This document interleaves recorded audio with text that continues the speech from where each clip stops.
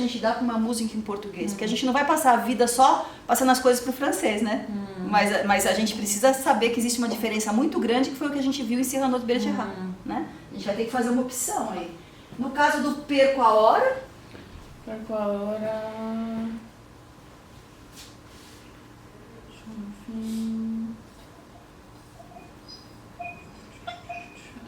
Então... Pela sala... eu escrevi só perco o tempo. Perder o tempo. E perder o tempo para... Em português, perder o tempo... Se eu perder o tempo, é diferente. Em francês, c'est faire quelque chose d'inutile. Né? Se ocupar com alguma coisa que é inútil. Sim, também. Perder tempo. Eu perdi tempo hoje na Xerox. Eu não devia ter ficado tanto tempo lá, entendeu? É nesse sentido. Eu fui chamada para uma reunião, não aconteceu nada de importante, eu perdi meu tempo. Exato. E espanhol dá isso. Aqui é diferente. Perder a hora é estar sempre atrasado. Quer dizer, eu não faço nada certo. Eu também não consigo chegar nos horários corretos nos lugares. Vai ter que pensar, né? Que solução que você deu para o verbo andar em ando tão triste, ando pela sala?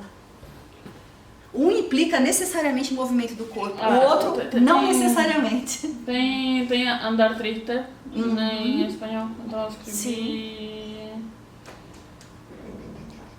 E o outro é movimento normal, né? Ando tão triste, eu escrevi... Não tem sala, tem sala, mas isso aqui é uma sala. No sentido da sala da casa, então eu escrevi ando tão triste, ando por la casa. Sim, perfeito. Perfeito. E o estou em cacos? Isso foi bem difícil. É muito difícil. Mas a ideia, por isso quando a gente faz a tradução, a gente vai pensar em como é que a mente do indivíduo da outra língua trabalha. Então eles trabalham com uma coisa que é inteira e que tem o potencial de virar pedacinhos. Não importa se é vidro, não importa se é plástico, tem que ter essa noção embutida. Agora, a adaptação você que vai ter que fazer na sua língua. Então, eu agreguei... Eu modifiquei... Acho que não modifiquei o sentido, espero não ter modificado o sentido, mas eu tive duas opções.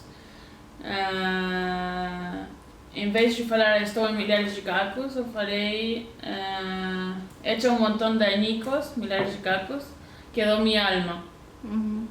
Então, em vez de falar eu estou em milhares de cacos, a minha alma está a alma está fragmentada, sim.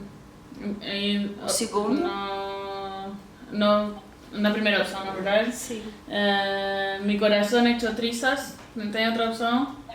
E depois falei purga el veneno. Eu acrescentei ainda mais. Então você já fez. Você agiu como o Rubem Braga quando fez a tradução. Então ele trouxe a seringueira, lembram-se disso? Agregou um componente de uma outra cultura na cultura francesa. Não foi isso? Ideia, o que você fez? Você deve ter feito da canção do exílio, foi isso? Qual que você fez? O que você exercitou? Como? O que você fez? Eu fiz como podia. A canção fala o meu exílio. Que você vai adivinhar? Como que diz?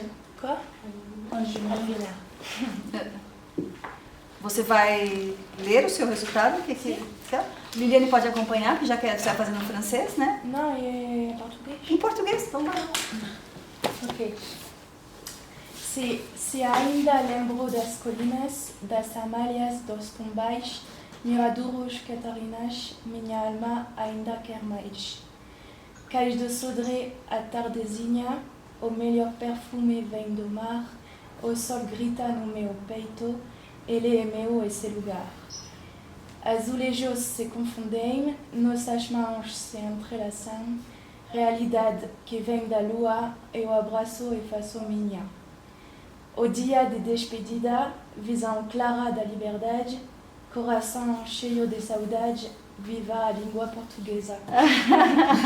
O final, mas ficou muito poética, para todos os outros muito poéticos. Ficou muito bonito. Até emocionante, ficou muito bonito mesmo. Quer dizer, será que alguém, quando pegar o seu texto, vai saber que você se inspirou em Gonçalves Dias?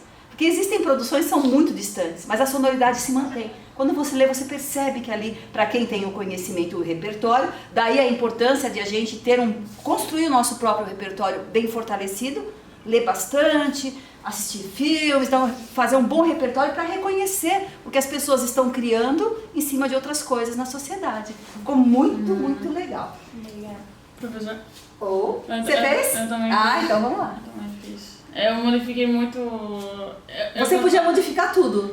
Eu conservei a rima. Você considerou a sonoridade. E agora estou me dando conta que é bem difícil não ficar falando sempre da situação do Chile, então eu precisava também. Foi bem bom o exercício. Então, minha terra tem cidades onde o povo vai lutar, exigindo dignidade e poder livre sonhar.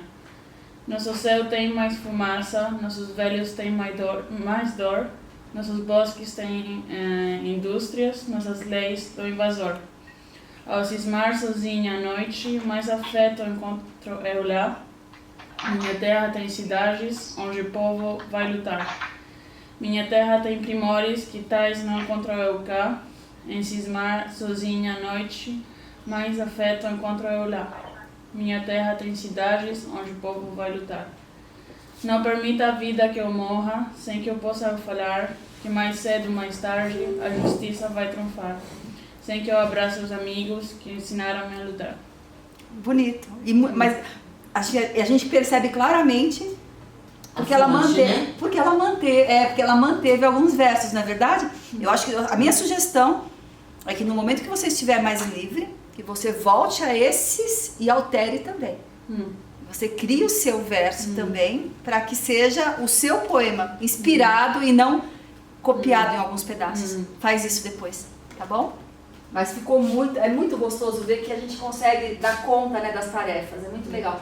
Então hoje a gente tem que falar, eu vou falar um pouquinho no começo, vou exemplificar bastante coisa, e se vocês tiverem dúvida, avisa, e aí eu paro, senão eu vou andando, tá bom? Então a gente tem que falar, a gente estava falando de repertório, quanto é importante ter repertório, e aí eu resolvi assim, que seria necessário iniciar a aula de hoje falando de sistemas de conhecimento. Eu vou usar 2 autoras brasileiras para falar disso, né? Então, nós fizemos, segunda aula, a gente fez exercício de inferência, e aí pegamos, por exemplo, a palavra bezela, não foi isso? E aí a gente fez assim, um exercício, e depois podíamos ter até caminhado mais, porque normalmente quando a gente tem a palavra isolada, a gente vai buscar elementos na nossa cultura, não é isso? E somente quando ela faz parte de um texto na outra língua, é que a gente se sente pressionada a usar os sentidos daquela língua. Então, no primeiro momento, vocês foram obrigados a consultar esse repertório que vocês trazem, o repertório sonoro de Bezela, tentando associar. E isso a nossa mente faz muito automaticamente. Você ouve uma palavra que não sabe, a mente sai atrás de um sentido. Ou pelo som, ou pela morfologia, ou pela própria palavra como um todo, a quantidade de sílabas, né? E aí você identifica o sentido, vocês fizeram isso. Depois nós empregamos esses conhecimentos sintáticos, porque estava dentro de um texto, mas estava um texto fragmentado. Lembram-se disso? Não estava incompleto.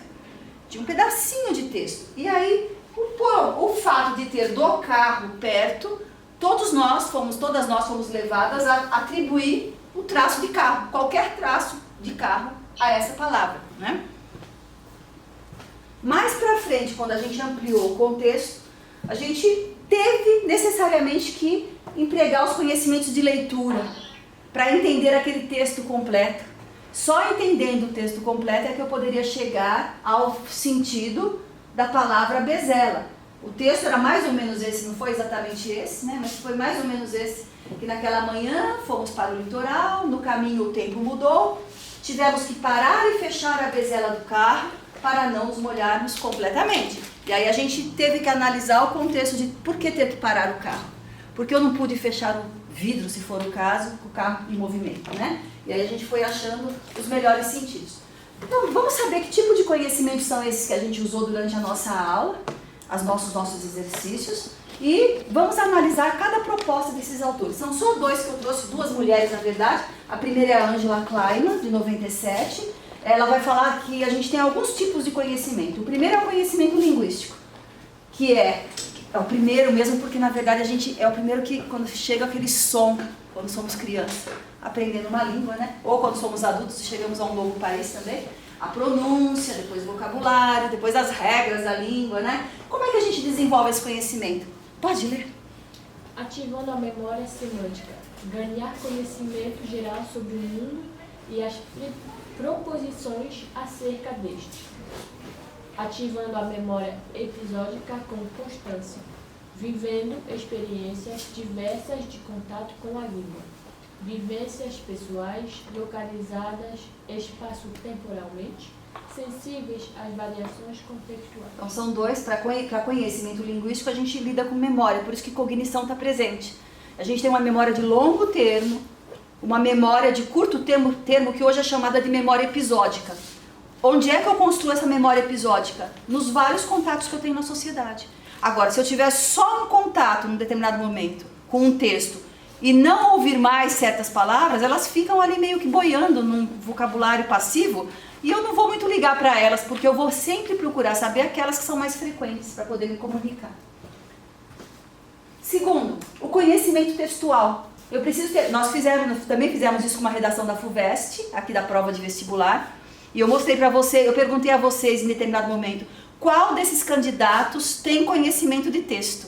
Qual desses candidatos tem mais repertório? Só olhando para a prova do candidato, né? E aí a gente foi vendo qual é o nível de consciência que ele estava. Ele estava no proto-self, self-central, self-autobiográfico, né? Então, isso tem a ver com conhecimento textual, porque a gente tem que ter conhecimento de diferentes tipos de texto. No estágio que vocês estão, vocês têm um contato muito grande com, além dos objetos de estudo, a dissertação que vocês têm que escrever. Então é um modelo diferente, que só existe na esfera acadêmica, né? E vocês têm que aprender a lidar com esse texto. Ideia? Lê lá, narração, exposição e descrição. Os tipos de texto. Narração, marcação temporal, relações de anterioridade e posterioridade, agentes, personagens, cenário, complicação e resolução. Somente texto narrativo, que é com o qual você trabalha, né? Acho que você também. E você vai trabalhar, porque as pessoas contam a vida em história. Usou tempo passado, narração. Então, assim, uma preponderância de tempo no passado é narração. Eu não tem que ficar pensando muito. Depois eu vou lá e vou analisar as coisas que fazem parte de um texto narrativo. E a exposição, ideia? A exposição. Relações lógicas, premissa e conclusão, problema e solução, tese e evidência, causa e efeito, analogia, comparação, definição e exemplo. Exato. O que são as relações lógicas? São justamente esses exemplos ou os argumentos que eu vou trazendo. Relações lógicas num texto nunca são repetitivas. É sempre algo que você... É como costurar. Vocês já costuraram com agulha e linha? Já? Então você costura, mas você sempre dá um ponto, vai para trás, fazer a volta para poder dar um passo para frente. Não é isso? Então, relações lógicas é esse movimento para frente, para achar um novo ponto do tecido para fazer a costura. E relação de redundância? Aquele que você tem que voltar para amarrar o ponto. Então, todo o texto é composto de duas esferas de relações. As relações lógicas, que fazem o texto caminhar, e as relações de redundância, que precisam ficar cosendo a ideia na mente do outro. Tudo bem? Então, não existe texto totalmente só com ideias novas. Descrição. E a descrição, particularização do objeto em viés avaliativo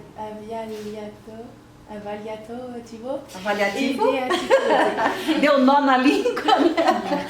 Exato, mas é isso mesmo, tá? Quando a gente olha para um primeiro objeto, qualquer coisa no mundo não precisa ser objeto, e começa a dizer características, e podem ser inclusive características, lógico, sempre tem a ver com quem descreve, muito mais do que com o objeto, a perspectiva da gente, né? Vamos adiante. Terceiro tipo de conhecimento, são os conhecimentos sobre a situação comunicativa, né? Aqui eu estou focando a escrita, mas muitas das coisas que estão aqui também vão aparecer transmutado em som na língua oral, que é o caso da ideia. Vai lá, você. Escrita, conhecimentos paralinguísticos, elementos tipográficos, separação de palavras, frases, parágrafos... Parou, vamos ver um exemplo. Deve ter aí o exemplo que eu dei um manuscrito para vocês, antigo. Pode ser também, olha aí, pode ser esse, pode ser a outra, não tem problema, qualquer texto serve. Porque quando você pega um documento e você tem que analisar, você não pegou uma folha para você olhar, Lando? Ah, sobrou uma folha? São várias, né? Aqui, olha, visitante pode ler também. Pega aqui uma cópia de cada. Então, quando nós vamos analisar um texto, a primeira coisa que chama a atenção, por exemplo, nesse... tá ali, olha, eu pus tudo ali. É a escrita, que é diferente. A gente sabe que é manuscrito, mas é uma escrita totalmente diferente da atual. Aliás, essa folha tem 2 exercícios, né? Dá para recortar e dá para usar depois de novo. O primeiro a gente pode rabiscar à vontade. Então, não há segmentação de palavras como a gente conhece na nossa língua também. É uma outra segmentação. O desenho, a forma de desenhar, né? Muito diferente. Então, é lógico que quando a gente estiver trabalhando com um texto, mesmo que seja o português que você está acostumado a ler, por exemplo, no Rufato, o Rufato, ele escreve um português para representar, às vezes, um mineirês. Então, ele constrói um quadro diferente, a mesma coisa a gente vai ver em todos os autores. Cada um vai querer marcar o seu estilo, né? E na hora que a ideia estiver fazendo trabalho de campo, que ela for falar com os mais idosos, certamente os mais idosos vão demonstrar conhecimentos diferentes dos mais jovens, né? Então tem que ficar atento. Continua. Conhecimentos das relações grafofônicas, relação entre letras e sons, conhecimentos morfológicos, sintáticos e semânticos, função das unidades no texto, conhecimentos textuais, regras de construção do texto, gêneros textuais. Gêneros textuais vocês trabalharam aqui durante o curso de vocês, não sei se vocês conhecem Bakhtin, já ouviram falar do Bakhtin? Não? Mikhail Bakhtin, já? Um russo? Que deixou muito material, que depois, muito tempo depois foi descoberto, né, esse material, e muita gente hoje segue o que Bakhtin fala, porque a gente só falava em tipo de texto, descrição, narração na escola, descrição, narração, dissertação. Aí vem Bakhtin falando que gêneros não é só tipologia olhando para o documento, gênero tem a ver com finalidade social. Então, não sei se aqui existe, mas em São Paulo tinha lista de telefone das pessoas. Um livrão com o telefone das pessoas. Qual é a finalidade dela? Então, ele é um gênero. Você tem uma finalidade diferente de outros? Uma receita de cozinha, que é isso que vocês têm aí. Não precisa procurar não, isso aí está na sua mão. Em primeiro lugar é a receita de cozinha. Em cima. É uma receita de cozinha. É uma receita de cozinha do século XVI. Né? Então, essa receita de cozinha, ela vai demandar que algumas coisas lá dentro sejam informadas. Eu não posso fazer uma receita de cozinha contando uma historinha, embora não seja proibido. Mas se é receita de cozinha, tem que ter ingredientes, tem que ter modo de fazer, tem que ter medidas, né? Coisas que outros textos não têm. Então, gênero textual ou gênero discursivo tem a ver com finalidade social, tá? Para que serve o texto? Vamos adiante. O quarto, conhecimento sobre o mundo. A gente vai vivendo e conhecendo esse mundo nosso, e esse mundo que não é nosso, que é um lugar diferente de onde a gente vive. Certamente, quando a gente sai do nosso espaço, a gente conhece mais ainda o nosso lugar, porque a gente começa a perceber quais são essas diferenças, né? Ok, conhecimento sobre o mundo. Saber como as coisas funcionam, como as pessoas comunicam-se, que tipos de preocupações tem a sociedade, que tipos de condutas e de polidez estão ritualizados. Então, a observação é fundamental no primeiro momento, não é? Continua, ideia, pesquisa? Pesquisa histórica, sociocultural por meio de documentos que não são o objeto em si do estudo. O que eu quero dizer é que quando a gente escolhe um objeto, você escolheu o Rufato e a obra Amora para trabalhar. Você só vai... É você? Amora, como chama? Eita, e o seu qual é? Por último, fato. Não, como chama? A obra. O Verão Tardio. O Verão Tardio. Então, não adianta só olhar essa obra, na verdade. A gente vai ter que conhecer a vida, então a gente vai buscar elementos históricos, quem é esse autor, o que ele vem produzindo, por meio de que documentos, como é que é a vida dessa pessoa. Quer dizer, e se existem outros trabalhos que falam sobre esse autor, também interessa pra gente. Não interessa só produzir um trabalho olhando o nosso umbigo, o nosso trabalho. A gente tem que olhar para os lados, vamos ver o que as pessoas estão dizendo. Ah, olha, ninguém pensou nessa questão, então aí é que eu vou trabalhar. Então eu tenho que achar esse espaço de trabalho também. Por exemplo, então, como saber se um autor é verossimilhante, quer dizer, sabe verossimilhante o que é? Verossimilhança é um termo só usado em literatura, eu acho. Eu nunca vi em outro lugar. é quando você está analisando as personagens, por exemplo, e essa personagem tem que fazer sentido dentro da obra. Às vezes, existem autores que são inexperientes, ou mesmo alguns experientes que deixam passar, e deixam alguma coisa que não faz sentido ali dentro. De descrição, de comportamento. Porque se no começo você descreve que essa personagem, como a gente falou aqui da Roxane.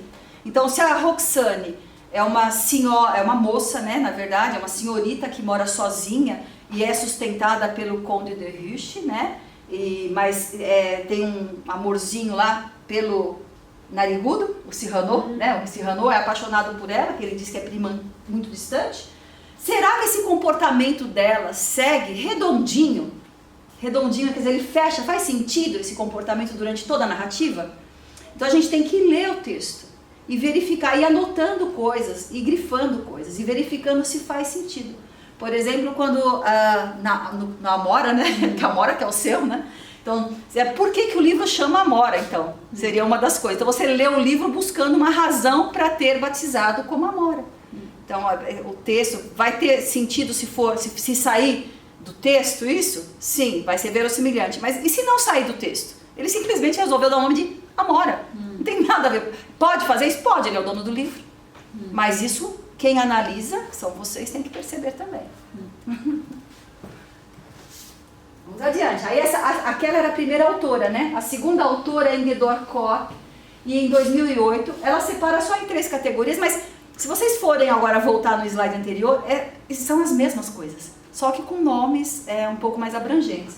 Né? Então, ela vai dizer que tem o conhecimento linguístico, as mesmas coisas que a gente tinha visto, o conhecimento enciclopédico, que é o de mundo. Né? E o sócio-interacional, que é como é que as pessoas se comportam interagindo, quais são os elementos de polidez, como é que as pessoas se comunicam naquela sociedade. Tá bom? Então, 2 autoras reforçando a ideia de que essas coisas nós precisamos olhar. Bom, primeiro dia de aula nosso aqui eu trouxe o Tomazello. Eu dei uma aula bem chata para vocês, só eu falei o tempo todo para poder falar do Tomazello para vocês.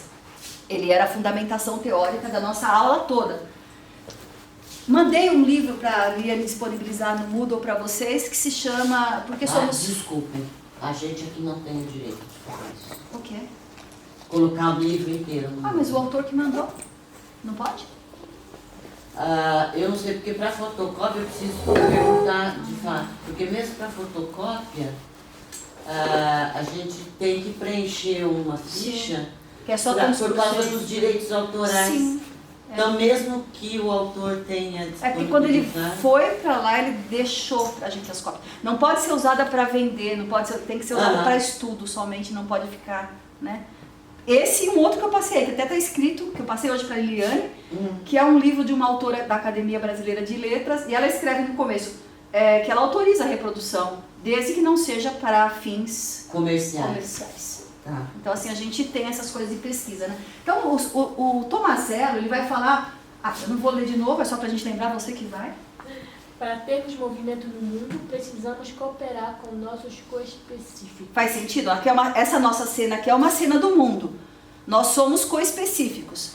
Só que eu estou numa posição em que eu tenho que passar conhecimentos, ou leituras, ou caminhos de análise para vocês. Então, eu espero que vocês cooperem comigo. Porque se todo mundo virar as costas para mim, ninguém olhar para mim, eu não vou ter para quem, entenderam? Então, assim, é um mundo de cooperação. A gente está o tempo todo cooperando com o outro, mesmo contra a vontade. Né? Mesmo contra a vontade. E aí, que área da área da linguística que trabalha com isso? A pragmática. A pragmática, que é aquela que lida com as vontades humanas, volitividade, que é vontade, mas o movimento de fazer também, que são as intenções, né? Então, nós podemos... ideia, lê o último. Podemos estudar a regra de conduta pragmática na conversa das pessoas, tanto no mundo real quanto no fictício da literatura. Exato, então na literatura a gente pode pegar os elementos pragmáticos, porque é um mundo representado, não é dentro do mundo que se faz isso, aquele livro é um mundo. Então eu vou ver como é que funcionam essas regras ali dentro. Quando a gente pega, por exemplo, o Machado de Assis, a gente vê que é uma época final do século XIX, né? E aí o que acontece? Um tratamento muito formal, que no Brasil parece que é outro mundo pra gente, hoje. Então a gente vai analisar se aquele comportamento formal se mantém ao longo da obra. Como que é? Como é que a personagem se comunica? Se tudo der certo, a pessoa mantiver um comportamento que tem a ver com uma... Porque ninguém muda na sua alma, né? Então, se ela mantiver a sua alma na história, é uma personagem verossimilhante. Né? Princípio cooperativo. Então, a gente vai... Acho que, não sei se a Liliane já falou disso com vocês, que é da pragmática, é a base da pragmática. A gente está falando de... O Grice, ou Grice, eu não sei, que é aqui, né? Não sei como é que vocês leem em francês, mas ele a gente é nos Estados Unidos. Em francês é o R que muda, não a vogal. Não é. Pronto. Então ele vai chamar de, pra gente cooperar nesse mundo e conseguir os nossos objetivos, existem 4 máximas que a gente tem que seguir. Vamos lá. Uma que se chama máxima da quantidade, máxima da qualidade, máxima da relevância e máxima do modo. Isso aí ajuda a gente muito em analisar muita coisa na vida e a construir textos também, né? Então, tudo isso vai dar o princípio da cooperação. Vamos ver os exemplos para a gente entender o que são. Vamos primeiro ver a máxima da quantidade. Cada uma de vocês vai ler um e eu vou apresentar o exemplo. Pode começar. Ok, máxima da quantidade. Faça com que sua mensagem seja tão informativa quanto necessária para a conversa. Não dê mais informações que o necessário. Mas e se acontecer de a pessoa dar mais informação do que necessário? Como aquele exemplo que eu falei pra vocês de... Fala, bom dia. Bom dia nada, meu dia hoje tá um inferno. Começa a contar uma história. Você só queria cumprimentar. O que acontece nesses casos? Né? Então, a outra pessoa tem um objetivo. Ela atende à máxima da quantidade, mas se ela for uma pessoa que nunca conversa com ninguém, que for solitária, a oportunidade que ela tem de falar é aquela. Então ela vai dar bastante informação, né? Então isso é no mundo assim, ideal, né? As pessoas vão falar só o que é necessário, né? Vamos ver o exemplo. Não sei se é muito bom, mas eu fui selecionando umas tirinhas. Peguei lá o primeiro, a mulher, ele caiu e se arrebentou. Essa história tá muito estranha, o médico fala. Doutor, a verdade... Aí o menino, a verdade é que... Aí a mãe, cala a boca, moleque. Na verdade, ela deve ter socado o moleque, né? Então a gente sabe que tem uma série de informações aí. Mas a mãe disse somente o estritamente necessário para não se comprometer. Uhum. E o menino estava fugindo a essa regra, a mãe já ia meter um soco nele de novo. A criança faz isso. A criança é muito sincera. Demora nada, a criança não tem noção social. Então. Do funcionamento social. Aí é uma tirinha sobre violência infantil. Vamos pro próximo então, a ideia é você. Não afirme o que você acredita ser falso. Fale sobre o que pode oferecer evidências. Agora, esse negócio de ser falso, você pode querer mentir, não pode? Mas se você mentir, isso aí tem que ser uma verdade muito bem construída para o outro. Tá certo? Então é a máxima da qualidade da informação. Vamos ver um exemplo. A lógica do neoateísmo. E não leio esses textos teístas, pois são cheios de falácias. Mas então, como você sabe que são cheios de falácias se você não lê, né? Aí, pois são teístas. Mas isso é um claro raciocínio circular. Entende isso? Tem uma propaganda no Brasil que é assim, tem uma bolacha que é da marca Tostines. É uma bolacha gostosinha, assim, né? Sequinha, gostosinha, pra tomar um café, gostoso. E aí então tem uma propaganda dela que é assim, será que a Tostines vende mais porque é gostoso ou é gostoso porque vende mais? Esse é o argumento que é circular. Então você não oferece evidências. Então aqui ele não oferece evidências. Aí ele fala, eu prefiro chamá-lo de raciocínio sem pontas soltas, o circular. Né? Mas na verdade, como ele não tem um argumento sustentável, ele vai ter que, sustentado, né? Então ele vai criar esse argumento circular. Porque, como mãe e criança. Mãe, por que não posso? Porque não pode, ué. Por que não posso, né? Por que não? Por que não? Né? Por que não? Próximo. Máxima da relevância. Muito grande. Seja relevante. É isso. Então assim, se você for abrir a boca, contribua, né? É lógico que a gente pode abrir a boca e não contribuir, mas é uma decisão nossa. Tem que fazer cara de que está contribuindo, né? Então tem aqui uma charge, uma tirinha da Mafalda, e ela, né, em espanhol que ela corre, né? Quando eu vejo um pobre, fico com o coração apertado. Aí a menina, eu também, mas ela está indo lá na frente pensando, deviam dar casa, trabalho, proteção e bem-estar para os pobres. era só escondê-los. Então, assim, na verdade, então, a posição, o que ela pretendia, ela está espantada com a resposta que a amiguinha deu.